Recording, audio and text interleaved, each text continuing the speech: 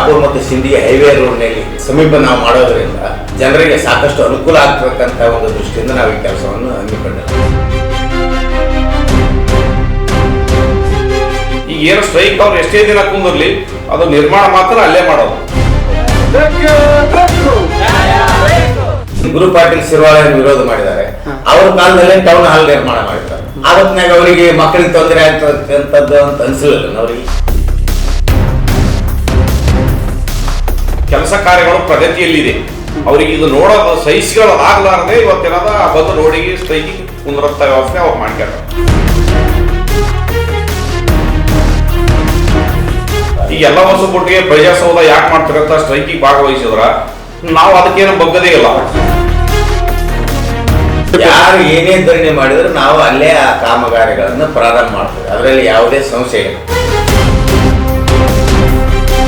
ಶಾಪುರ ದಿನೇ ದಿನೇ ಅತ್ಯಂತ ಶರವೇಗದಲ್ಲಿ ಬೆಳೀತಾ ಇದೆ. ಅಭಿವೃದ್ಧಿ ಮತ್ತು ಆ ಬೆಳೆಯುವುದನ್ನು ಅದನ್ನು ಸಹಿಸಿಕೊಳ್ಳಲಾರ್ದೇ ಮಾನ್ಯ ಮಾಜಿ ಶಾಸಕರಿರ್ಬೋದು ಹಾಗೂ ಮತ್ತು BJP ಲೀಡರ್ ಆದಂಥ ಅಮೀನ್ ರೆಡ್ಡಿ ಪಾಟೀಲ್ ಯಾರಿಗೂ ಇರ್ಬೋದು ಅದನ್ನು ಸಹಿಸಿಕೊಳ್ಳಲಾರ್ದೇ ವಿರೋಧ ಮಾಡ್ತಾರೆ. BJP ಮತ್ತು JDS ಅವರಿಗೆ ನೈತಿಕವಾದಂಥ ಯಾವುದೇ ಕಾರ್ಯಕ್ರಮ ಮಾಡ್ತಕ್ಕಂಥ ದಿಸೆ ಅವರಲ್ಲಿ ಇಲ್ಲ. ಸ್ಕೂಲ್ಗಳು ಇರೋದರಿಂದ ಮಕ್ಕಳಿಗೆ ತೊಂದರೆ ಆಗ್ತದೆ ಅನ್ನೋ ಒಂದು ದೃಷ್ಟಿಯಿಂದ ಅವರು ವಿರೋಧ ಮಾಡಿರಬಹುದು.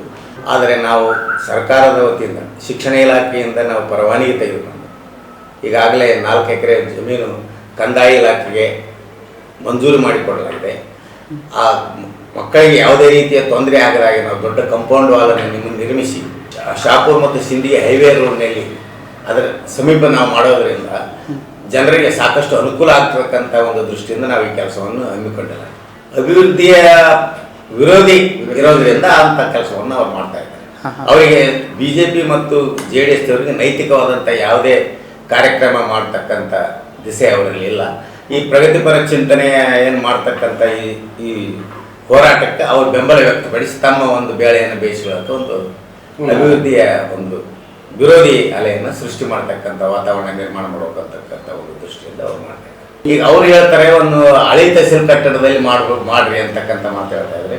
ಹಳೆ ತಹಸೀಲ್ ಕಟ್ಟಡದಲ್ಲಿ ತಾಯಿ ಮಕ್ಕಳ ಆಸ್ಪತ್ರೆ ಸುಮಾರು 20 ಕೋಟಿ ರೂಪಾಯಿ ವೆಚ್ಚದಲ್ಲಿ ಆ ತಾಯಿ ಮಕ್ಕಳ ಆಸ್ಪತ್ರೆ ನಿರ್ಮಾಣಗೊಳ್ತಾ ಇದೆ.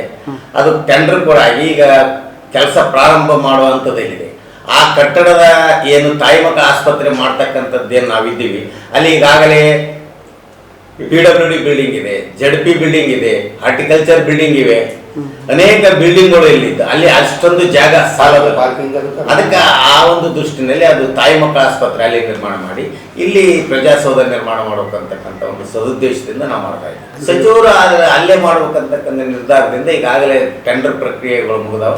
ಇನ್ನೇನು ಗುದ್ದಲಿ ಪೂಜೆ ಮಾಡಿ ಆ ಕೆಲಸವನ್ನು ಪ್ರಾರಂಭ ಮಾಡ್ತಕ್ಕಂಥ ಅದಕ್ಕೇನು ಅವರು ವಿರೋಧಿ ಅವ್ರು ಮಾಡ್ತಾ ಇದ್ದಾರೆ, ವಿರೋಧ ಪಕ್ಷದವರು ವಿರೋಧ ಮಾಡ್ತಾ ಇದ್ದಾರೆ.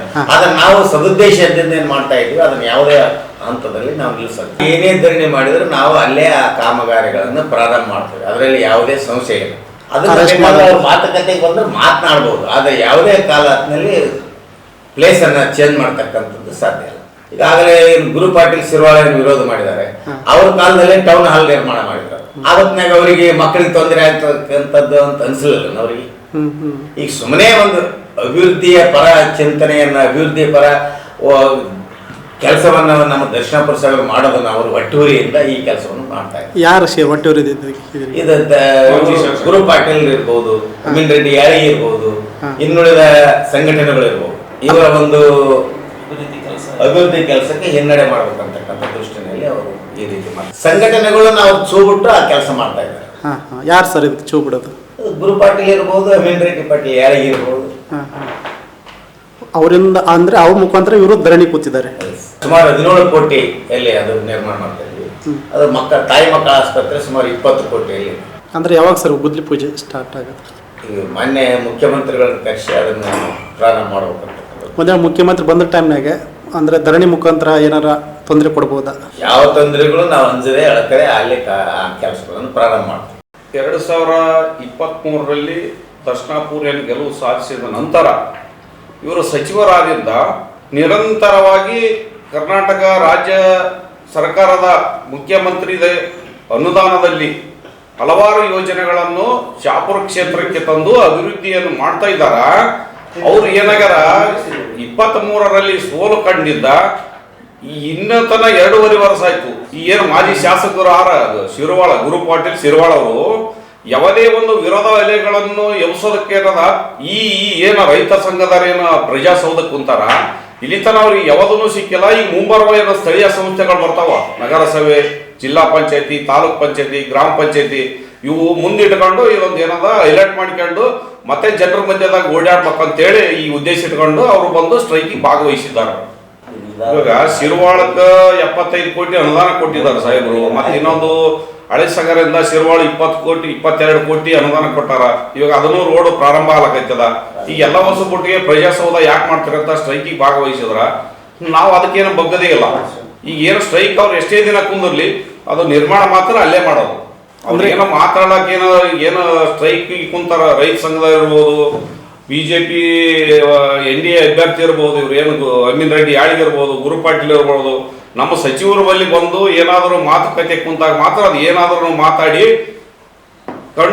ಮಾತಾಡಿಕೊಂಡು ಅಲ್ಲಿಗೆ ಫೈನಲ್ ಮಾಡೋದು ಮಾತ್ರ ಅಲ್ಲೇ ಮುಳ್ಳಿಲ್ಲ ಅಂತಂದ್ರೆ ಅದು ನಮ್ದು ಏನ್ ಮಾಡೋದು ಮಾಡಬೇಕಲ್ರಿ. ಸರ್ಕಾರಿ ಕೆಲಸ ಮಾಡ್ತೀವಿ, ಒಂದ್ ವೇಳೆ ಮನವೊಲಿಸಿದ್ರೆ ಅದು ಮಾಡ್ಲಿಲ್ಲ ಅದು ಮುಂದೆ ನೋಡ್ರಿ. ನಾವು CM ಅವ್ರಿಗೆ ಸಾಹೇಬರು ಭೇಟಿ ಆಗ್ತಾರ, ಅದು ಎಲ್ಲ ಹಿಂಗೆಲ್ಲ ನಡೆದು ಕನ್ವಿನ್ಸ್ ಮಾಡಿ ಅವ್ರಿಗೂ ಹೇಳ್ತಾರ, ಅವ್ರು ಏನ್ ಅನ್ನೋದು ಅವ್ರೊಂದು ಸಂದೇಶ ಕೊಡ್ತಾರ.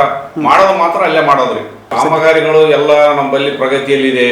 ವಾಟರ್ ಸಪ್ಲೈ ಇರ್ಬೋದು, UGD ಇರ್ಬೋದು, ಡಾಂಬರೀಕರಣ ರೋಡ್ಗಳು ಇರ್ಬೋದು, CC ರಸ್ತೆಗಳು ಇರ್ಬೋದು. ನಮ್ಮ ಕ್ಷೇತ್ರದಲ್ಲಿ ಹಲವಾರು ಕೆಲಸ ಕಾರ್ಯಗಳು ಪ್ರಗತಿಯಲ್ಲಿದೆ. ಅವ್ರಿಗೆ ಇದು ನೋಡೋದು ಸಹಿಸಿಗಳಾಗಲಾರದೆ ಇವತ್ತೇನದ ಬಂದು ರೋಡಿಗೆ ಸ್ಟ್ರೈಕಿಗೆ ಕುಂದ್ರಂತ ವ್ಯವಸ್ಥೆ ಅವ್ರು ಮಾಡ್ಕೊಂಡ್ರ. ರಾಜಕೀಯ ಮಾಡಬೇಕಾದ್ರೆ ರಾಜಕೀಯ ಮಾಡಬೇಕು ಸರ್. ಈ ಅಭಿವೃದ್ಧಿಯಲ್ಲಿ ಹೊಟ್ಟೆ ಕಿಚ್ಚು ಹಸುವೆ.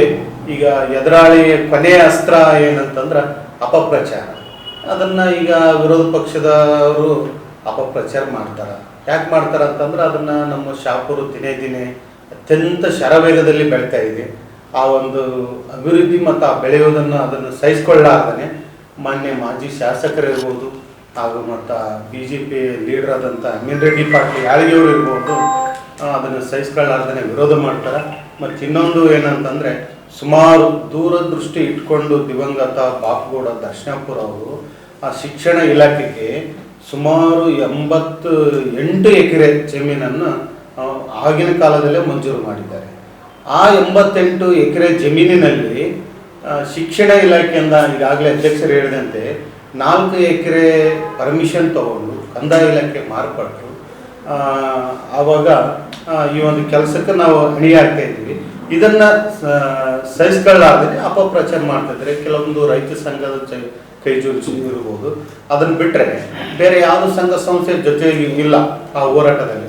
ಸ್ವಾರ್ಥಕತೆ ತುಂಬಿದಾಗ ಅಭಿವೃದ್ಧಿಗೆ ಹೊಟ್ಟೆ ಕಿಚ್ಚು ಸಹಜ ಬರೋದು. ಅಂಥದ್ರಲ್ಲಿ ಈಗಿರ್ತಕ್ಕಂಥ ಪ್ರಜಾಸೌಧ ಅಂದ್ರೆ ತಹಸೀಲ್ ಆಫೀಸ್ಲಿಂದ ಕೆಲವೇ ಕೂಗಳತೆಯಲ್ಲಿ ನಾವು ಅದು ಪ್ರಾರಂಭ ಮಾಡ್ತಾ ಇದ್ದಾರೆ. ಮಾನ್ಯ ಸಚಿವರು ಇರ್ಬೋದು ಮತ್ತು ಮಾನ್ಯ ಬ್ಲಾಕ್ ಕಾಂಗ್ರೆಸ್ ಅಧ್ಯಕ್ಷರು ಇರ್ಬೋದು. ಅದನ್ನು ಅಲ್ಲಿ ಈಗಿರ್ತಕ್ಕಂಥ ತಹಸೀಲ್ ಆಫೀಸು ಅದಕ್ಕೆ ವಿದ್ಯಾರ್ಥಿಗಳಿಗೆ ಡಿಸ್ಟರ್ಬ್ ಆಗಿಲ್ಲ. ಮತ್ತು ಇದು ಹೇಗೆ ಡಿಸ್ಟರ್ಬ್ ಆಗ್ತದೆ? ಒಂದು ಕೂಗಳತೆಯಲ್ಲೇ ಇರ್ತದೆ.